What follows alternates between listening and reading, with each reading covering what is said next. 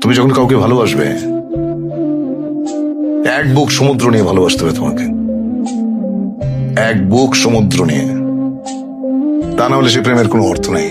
আমার কেন জানি মনে হয় যারা খুব সুন্দর করে কথা বলতে পারেন তারা অনেক সুন্দর করে লেখেন।